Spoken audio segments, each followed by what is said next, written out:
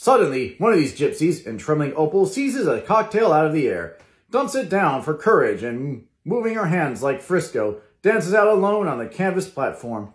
A momentary hush, the orchestra leader varies his rhythm obligingly for her. And there is a burst of chatter as the erroneous news goes around that she is Gilda Gray's understudy from The Follies. The party has begun.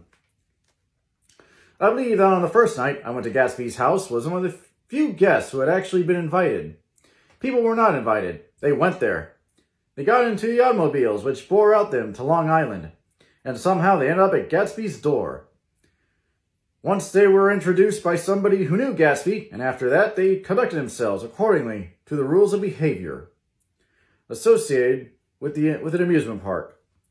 Sometimes they came and went without having met Gatsby at all, came for the party with a simplicity of heart that was its own ticket of admission. I had actually been invited. A chauffeur in a uniform of robin's egg blue crossed my lawn early that Saturday morning with a surprisingly formal note from his employer. The honor would be entirely Gatsby's, it said. If I would attend his little party that night, he had seen me several times and had intended to call on me long before, but a peculiar combination of circumstances had prevented it. Signed, J. Gatsby, in a majestic hand.